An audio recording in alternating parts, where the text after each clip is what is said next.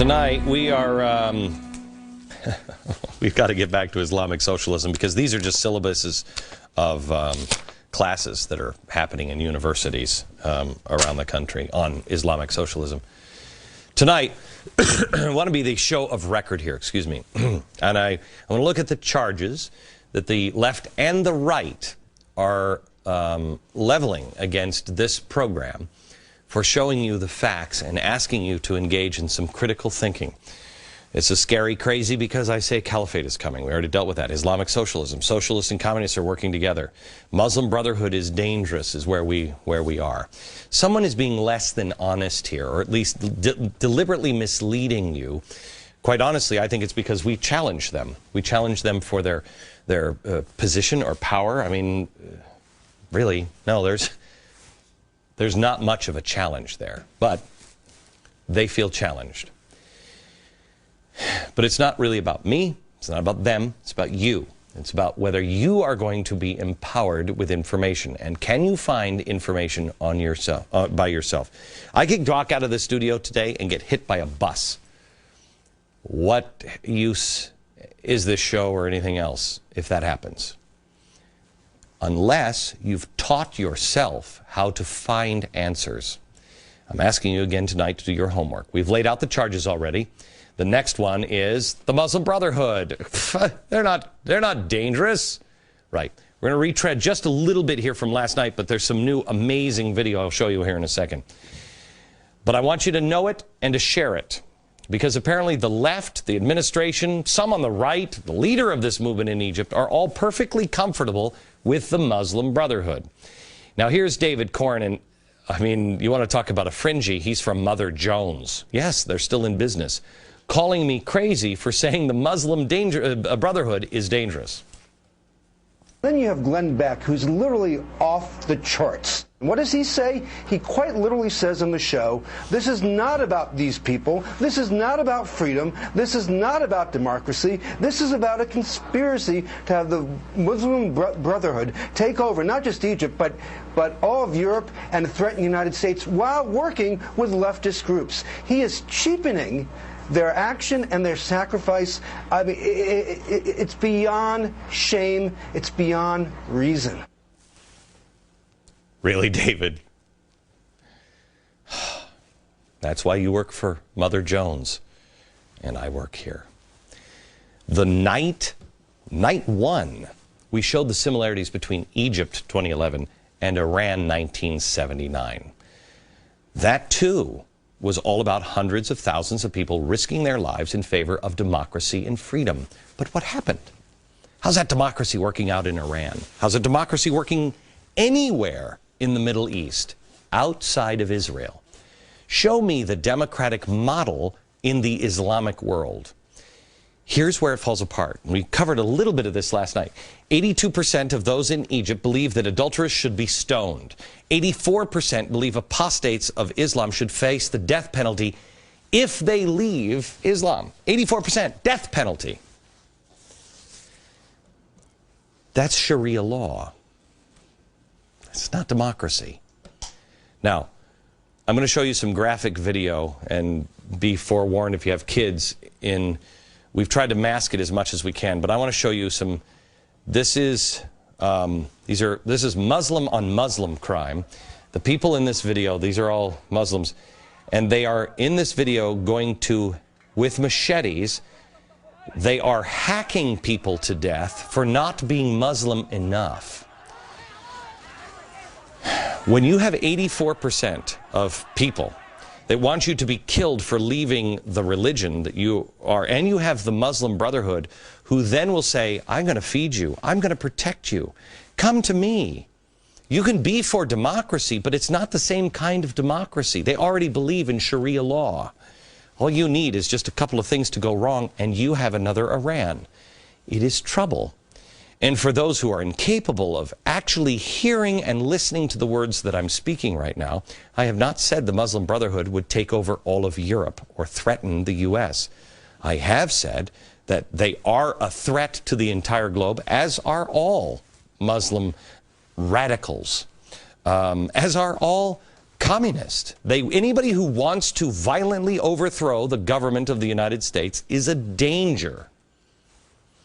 What I have said is that once you have destabilization and the dominoes begin to fall, if radical extremists see the opportunity and see, oh my gosh, it happened in Egypt, we can make it happen, and you start to have country after country rise up, it can spread.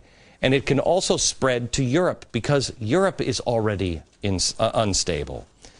That's the goal, destabilization. I've not said that they're taking over America this week. I have said the Muslim Brotherhood is significant in its presence here. They have influence all over the world. I've shown you last night or the night before 50 chapters of the Muslim American Society. That is the Muslim Brotherhood here in America. My concern, once the dominoes start to fall, how far do they go? Is anybody informed enough to stop and hold on to the dominoes?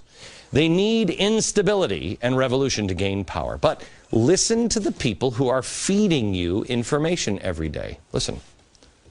You talked about it, Muslim Brotherhood, what they would play a role.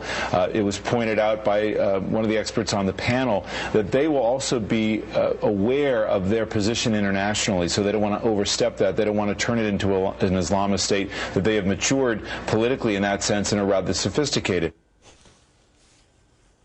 Really? I mean, that'd be nice to believe that, but where are the facts besides what they say? I'll state them again. This is a group that birthed Hamas and Al-Qaeda. Al-Qaeda's operational and strategic commander was a member. Mohammed Atta, 9/11 terrorist, was a member. Khalid Sheikh Mohammed, mastermind of 9/11, the man who personally murdered Daniel Pearl. Do you remember that? Member. Are they a threat to the U.S.? Yeah. But you're going to have to decide that. You can go with David Gregory, who I know can ask questions in French. It's fabulous. But you decide. Their stated goal in the U.S., may I? The Ikhwan, which means the Brotherhood in Arabic, the Ikhwan must understand that their work in America is kind of a grand jihad in eliminating and destroying the Western civilization from within and sabotaging its miserable house by their hands and the hands of believers so that it is eliminated and God's religion is made victorious over all other religions. I don't know. I'd love to go with David Gregory, but I think after we saw the towers come down, we might want to have a few more facts. Maybe it's just me.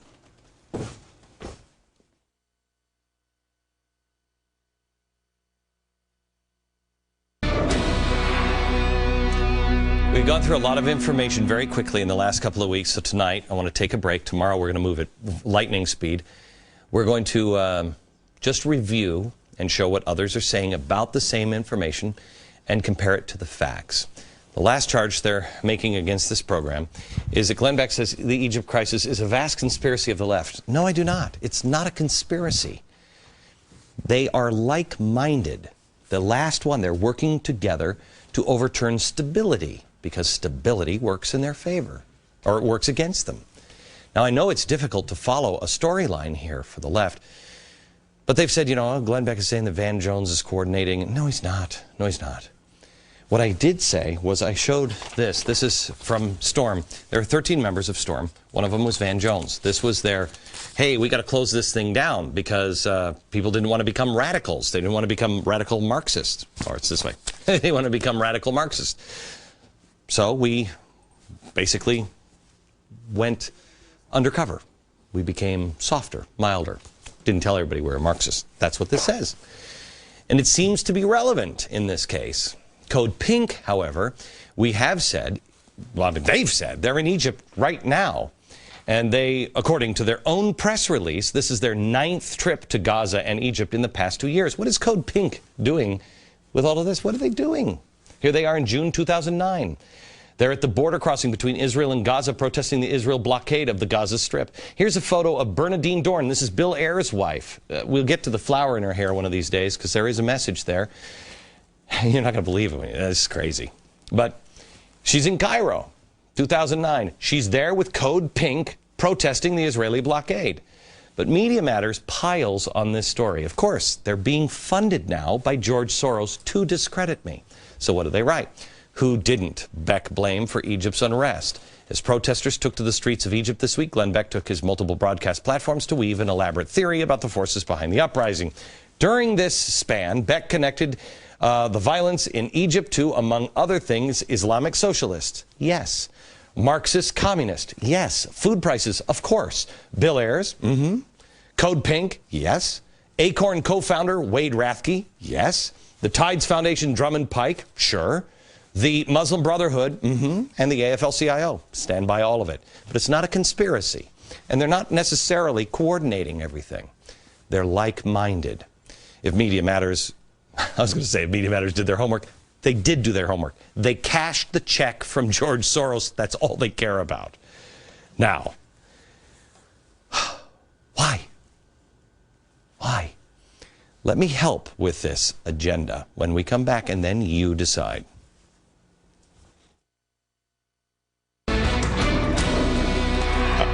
I want to ask you real quick.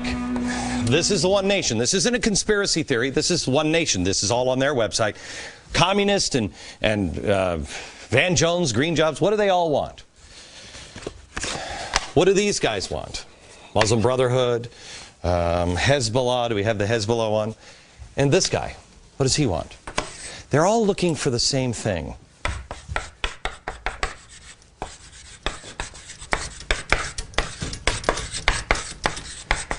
This guy may want just a new banking. I don't know what exactly his is like. They want a caliphate. They want a communist or social, but they all say a new world order is coming.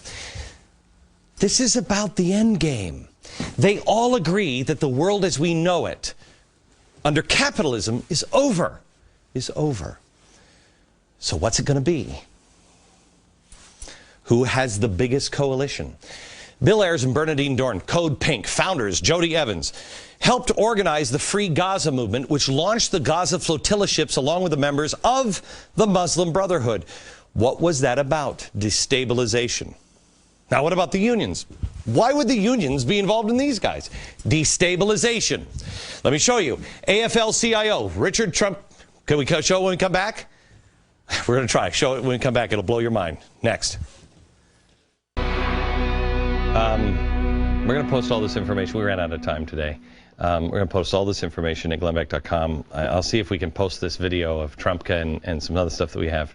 That we may have to start there tomorrow because the unions are an interesting story. And shadow parliament of Egypt tomorrow. No more hiding in the dark. Question with boldness. Fix reason firmly in her seat. From New York. Good night, America.